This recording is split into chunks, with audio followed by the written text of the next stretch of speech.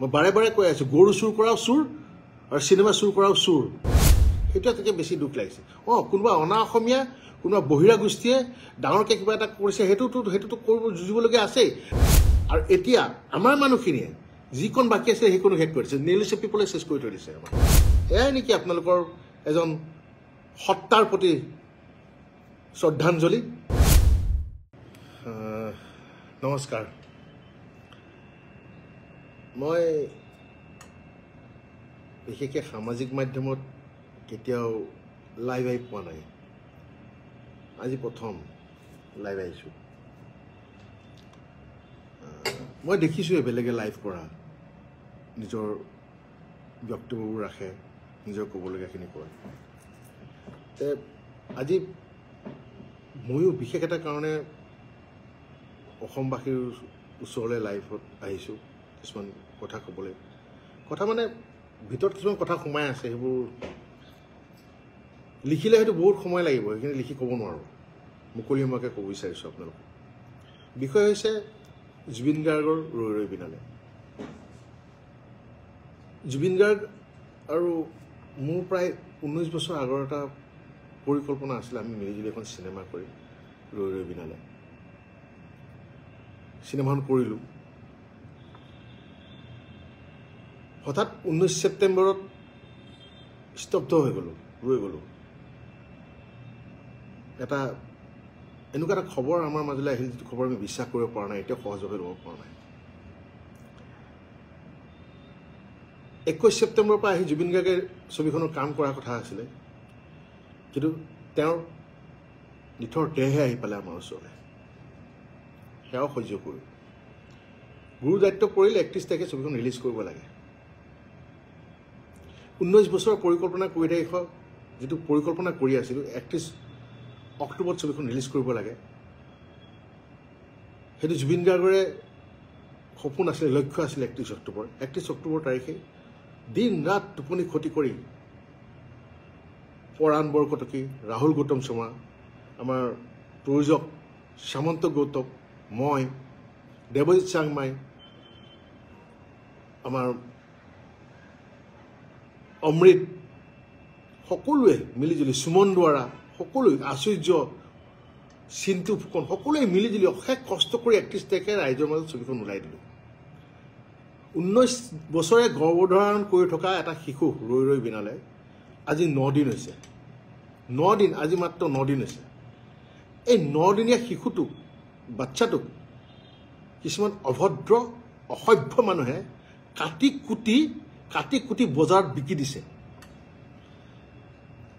নিজৰ বাচ্চা এটাক কাটি কুটি বজাৰত যদি বিকি দিয়া হয় কি হ'ব পাৰে অৱস্থাটো এয়া কিবা ছাগলী আৰু গাহৰি মুৰ্গীৰ মাংস নেকি চিনেমাখন কাটি কুটি যে বেছি আছে আপোনালোকে লাজ নাই আপোনালোকৰ যিসকলে পাইৰেচি কৰিছে মই তেওঁলোকক কৈ আছোঁ এয়াই নেকি আপোনালোকৰ এজন সত্তাৰ প্ৰতি শ্ৰদ্ধাঞ্জলি তেওঁৰ মৰমৰ সপোনক এই শ্ৰদ্ধাঞ্জলি জনাইছে আপোনালোকে এই যে কৰি আছে বিশেষকৈ কিন্তু আমাৰ অসমৰ মানুহে কৰি আছে সেইটো তাকে বেছি দুখ লাগিছে কোনোবা অনা অসমীয়া কোনোবা বহিৰা গোষ্ঠীয়ে ডাঙৰকৈ কিবা এটা কৰিছে সেইটোতো কৰিব যুঁজিবলগীয়া আছেই অসমীয়া চিনেমাৰ কাৰণে এখন দুৱাৰ খুলি থৈ গৈছিলে জুবিন গাৰ্গদেৱে অসমীয়া চিনেমাৰ ৰৈ ৰৈ বিনালে জৰিয়তে আৰু এখন নতুন দুৱাৰ খোল খাইছিলে আমাৰ কাৰণে আৰু কিন্তু সেই বহিৰা গোষ্ঠীটোৱে আমাৰ সপোনটোক চুৰমাৰ কৰিছেই মাৰি পেলাই আৰু এতিয়া আমাৰ মানুহখিনিয়ে যিকণ বাকী আছে সেইকণো শেষ কৰিছে নেইল চেপিবলৈ চেষ্টা কৰি থৈ দিছে আমাৰ আমি কি কাম কৰিব নালাগে আজিলৈকে কান্দিব পৰা নাই জুবিন যে মোৰ মাজত নাই আমাৰ মাজত নাই সেইটো দুখ প্ৰকাশ কৰিব পৰা নাই ছবিখনৰ লগত লাগি আছোঁ অহৰে 31 তাৰিখে ছবিখন ৰিলিজ দিয়াৰ পিছত দিনে ৰাতিয়ে লাগি আছোঁ এই যে পাইৰেচিবোৰ যে আহে সেইবোৰ মানে ব্লক কৰাত সেইবোৰ ৰিপৰ্ট কৰাত লাগি আছোঁ টোপনি নাই কাৰো আমি শুব পৰা নাই সেই 19 তাৰিখে যে ৰৈ গ'ল আমাৰ কাৰণে সময় এতিয়া ৰৈ গৈছে আগবাঢ়িব পৰা নাই কাৰ কাৰণে কৰি আছোঁ আমাৰ কাৰণে কৰি আছোঁ নাই কৰা আমাৰ কাৰণে জুবিন গাৰ্গৰ যিখন নতুন চিনেমা আহিছিলে ৰৈ ৰৈ বিনালে তেওঁৰ যিটো সপোন আছিলে সেইটো সাৰ্থক কৰিবলৈ যুঁজি আছিলোঁ কাৰ কাৰণে যুঁজি আছিলোঁ আপোনালোকৰ মৰমৰ জুবিন গাৰ্গৰ কাৰণে যুঁজি আছিলোঁ আপোনালোকক ভাল পাই কাৰণে যুঁজি আছিলোঁ তাৰ বিনিময়ে আপোনালোকে এয়া দিছে যিমান পাৰে 5 মিনিট 6 মিনিট এতিয়াতো আৰু ওপৰত গুচি গ'ল 1 ঘণ্টাটো দিছে যে গোটেই চিনেমাই দি দিছে যা কি পাব কিন্তু মই খাটাং যিখিনি জুবিন গাৰ্গৰ আচল অনুৰাগী যোনে জুবিন গাৰ্গক ভাল পায় তেওঁলোকে হলতেই চিনেমাখন চাব তেওঁলোকে আপোনালোকে যে এই যে আপোনালোকে কিয় দিছে আপোনালোকৰ ফলোৱাৰ্ছ বাঢ়িব আপোনালোকে ভাবিছে নেকি আপোনালোকে ইউটিউবৰ পৰা পইচা পাব ছ'চিয়েল মিডিয়াৰ পৰা পইচা পাব বেয়া শব্দ ক'বলৈ মন গৈছে বেয়া শব্দ নকওঁ কিন্তু সময়ে ক'ব যেনেকৈ জুবিন গাৰ্গৰ এটা ডাইলগ আছিলে চিনেমাখনত সময় মই বৰ ভয় কৰোঁ আপোনালোকে শিকক সময়ক ভয় কৰিবলৈ সময়ে আপোনালোককো এনেকুৱা এটা জেগাত লৈ গৈ থৈ দিব তাৰ পৰা আপোনালোকে উঠিবলৈ পাৰ নাপাব অসমীয়া চিনেমা ইমান কষ্ট কৰি প্ৰত্যেকজন কলা কুশলী শিল্পীয়ে আৰ্টিষ্টে ইমান কষ্ট কৰি আছে অসমীয়া চিনেমাৰ কাৰণে অকল মই ৰৈ ৰৈ বিনালে বুলি কোৱা নাই প্ৰত্যেকখন অসমীয়া চিনেমা এতিয়া যিমান আহি আছে আপোনালোকে কয় আমাক হে অসমীয়া চিনেমা বনাইছ আমি কিয় অসমীয়া চিনেমা চাম চাউথৰ ছবি চাম অমুকৰ ছবি চাম কি ছবি চাব চাউথৰ ছবি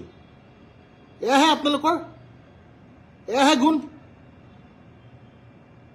9 দিনীয়া বাচ্চাটোক কাটি কুটি বজাৰত বিকি দিছে আপোনালোকে নিজৰ বাচ্চা হোৱাহে আলফুলে যে ৰাখে আমিও আলফুলে ৰাখিব বিচাৰোঁ আমাৰ বাচ্চাটোক কিন্তু এটা আপোনালোকৰ বাচ্চা নহয় নহয় জুবিন গাৰ্গৰহে বাচ্চা আছিলে এই ৰৈ বিনালত লাগি থকা আমাৰহে বাচ্চা আছিলে আপোনালোকৰ থৰি বাচ্চা নেকি সেইকাৰণে যিমান পাৰে কাটি কুটি বিকি আছে বজাৰত এই যে কৰি আছে ভাবিব কথাবোৰ আপোনালোকে ৰৈ বিনাল এখনক কাটি কুটি পাইৰেচি কৰি থকা নাই আপোনালোকে ৰৈ বিনালৰ অনিষ্ট কৰি থকা নাই আপোনালোকে নিজৰ লগত অনিষ্ট কৰি আছে নিজৰ সংস্কৃতিৰ লগত অনিষ্ট কৰি আছে নিজৰ সংস্কৃতি পথাৰখনত কুঠাৰ মাৰি আছে আপোনালোকে কি পাই আছে ফলোৱাৰ্ছ বাঢ়িছে কেইটামান কি হ'ব ফলোৱাৰ্ছ বাঢ়ি কি কৰিব সেই ফলোৱাৰ্ছ কেইটা যাওঁতে লৈ যাব নেকি ক'ত নিব যিয়ে কৰক জুবিন ক্ষেত্ৰত গৈ কিন্তু আমি জুবিন গাৰ্গকে বিচাৰিম তেওঁৰে সান্নিধ্য পাবলৈ যাম এই পাইৰেচি কেইটাৰ এই চুৰকেইটাৰ সান্নিধ্য পাবলৈ নাযাওঁ মই বাৰে বাৰে কৈ আছোঁ গৰু চুৰ কৰাও চুৰ আৰু চিনেমা চুৰ কৰাও চুৰ আৰু এই চুৰ প্ৰবৃত্তিৰ লোকৰ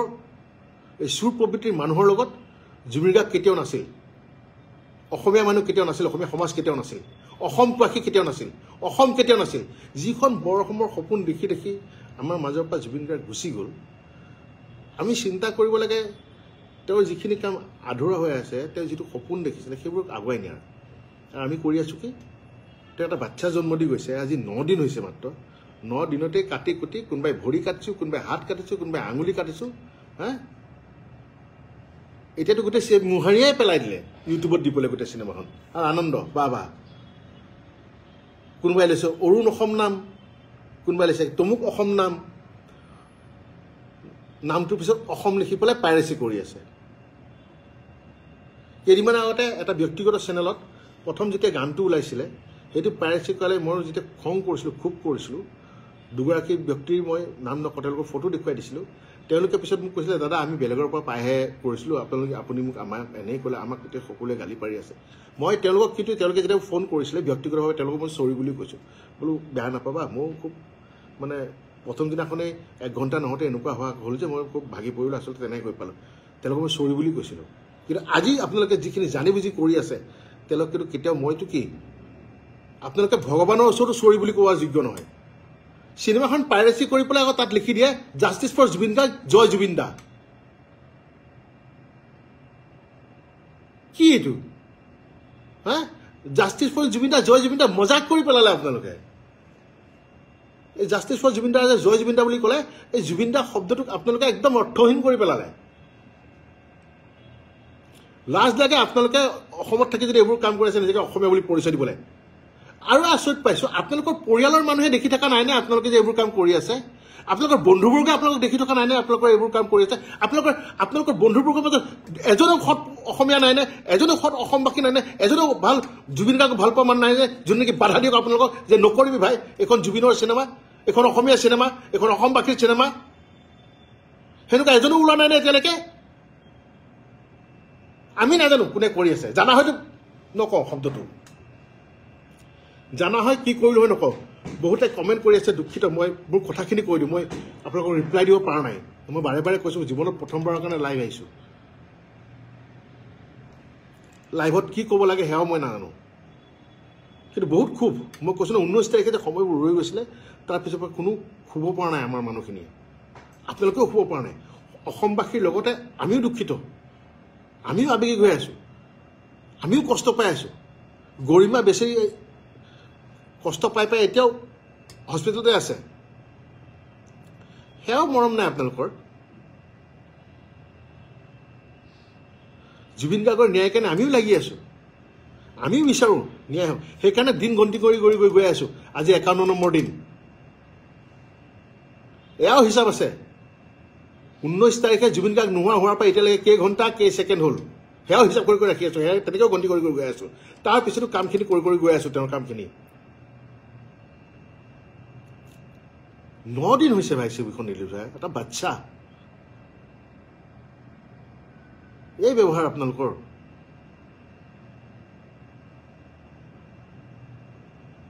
আমি নাজানো কোনে পাইৰেচি কৰি আছে আপোনালোকৰ আমি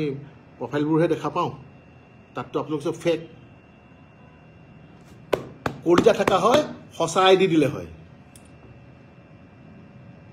কলিজা নাই চুৰ কাৰণে লুকুৱাই আইডি দিছে চুৰ কাৰণে মিছা আইডি দি ফেক আইডি দি পেলাই আপোনালোকে ছবিখন আপলোড কৰি আছে কলিজা নাই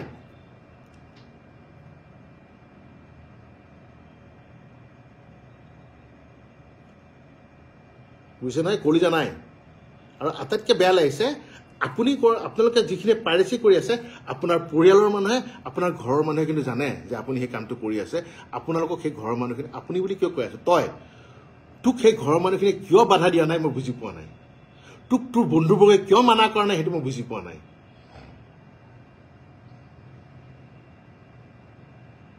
নকৰিব বুলি কৈতো লাভ নাই কৰি পেলালেই খালি এতিয়া কিন্তু ফল ভুগিবলৈ ৰেডি হৈ থাকক সেই ফল কেনেকৈ ভুগিব এতিয়া মই নকওঁ বা মই নাজানো কিন্তু আপোনালোকে যিসকলে পাইৰেচি কৰিলে যিসকলে চিনেমাখন বৰবাদ কৰি দিলে তাক ফল ভুগিবলৈ কিন্তু ৰেডি হৈ থাকক আজি যে এই কামটো কৰিছে আপোনালোকে ভাবিছে নেকি অকল আমি আঘাত পাইছোঁ নহয় অসমৰ ছবি জগতত যিমানখিনি মানুহ জড়িত হৈ আছে এই সাংস্কৃতিক জগতখনত যিমানখিনি মানুহ জড়িত হৈ আছে ছবি ভাঙি পৰিছে বহুত পৰিচালক প্ৰযোজকে সিদ্ধান্ত লৈছে যে তেওঁলোকে আৰু অসমীয়া ছবি নকৰে বঢ়িয়া এতিয়া চাই থাকিব চাউথৰ চিনেমা তাই গালি পাই থাকক আমাক তহঁতে অসমীয়া চিনেমা কৰিব নাজানো অসমীয়া চিনেমা কোনে চাই চাউথৰ চিনেমা চাব সেয়েহে প্ৰথমতে অসমীয়া বুলি কৈ থাকিলে নহ'ব অসমখনক ভাল পাবলৈ শিকক নিজৰ সংস্কৃতিক ভাল পাবলৈ শিকক নিজৰ ভাষাক ভাল পাবলৈ শিকক তাৰ পাছত ক'ব অসমীয়া বুলি নিজৰ সংস্কৃতিৰ প্ৰতি আপোনালোকৰ শ্ৰদ্ধা নাই নিজৰ ভাষাটোৰ প্ৰতি আপোনালোকৰ ৰেছপেক্ট নাই মৰম নাই তাৰপিছত আপোনালোকে আমাক তুলনা কৰে বহুত বেয়া লাগিছে আজি মানে ইমানেই বেয়া লাগিছে যে হয়তো কোনোবাই এতিয়া মোক ক'বও পাৰে যে বাহ তেওঁ এজন ছবি জগতৰ লগত জড়িত হোৱা মানুহ হৈ সাংস্কৃতিক এজন কৰ্মী হৈ তেওঁৰ অভিভক্তি এনেকুৱা তেওঁৰ মুখত আজি এনেকুৱা ধৰণৰ বাক্য আমিও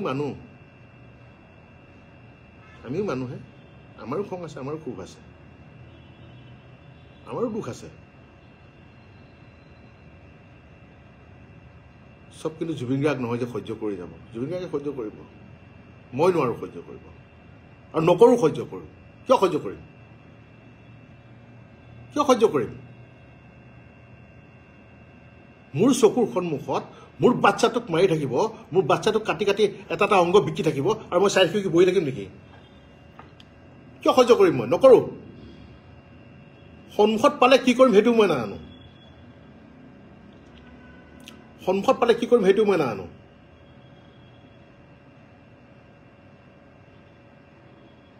আপোনালোকক অনুৰোধ নাই কৰা যিবিলাকে পাইৰেচি কৰি আছে এইবোৰ ডাউন কৰি দিয়ক ডাইৰেক্ট দাবী দিছোঁ অৰ্ডাৰ দিছোঁ ধমকি দিছোঁ যিমান পাৰ সোনকালে এইবোৰ বন্ধ কৰ নহ'লে কিন্তু কথা বিষম হ'ব এইবাৰ গোটেই ছবি জগতখনকে মোহাৰি দিছ যিমান কেইজন প্ৰযোজক পৰিচালক আহিছিলে আগুৱাই আকৌ অসমীয়া চিনেমা কৰিম বুলি চব বেকফুটত গুচি গ'ল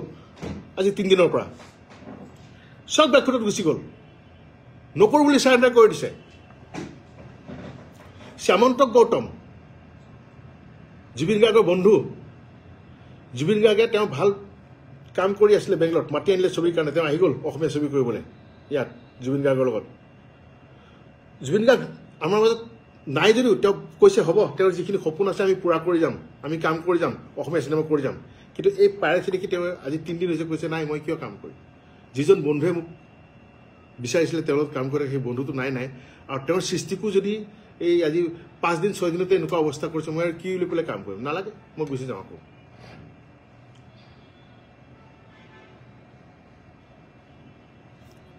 মই বাৰে বাৰে কৈ আছোঁ, মই আপোনালোকে বহুতে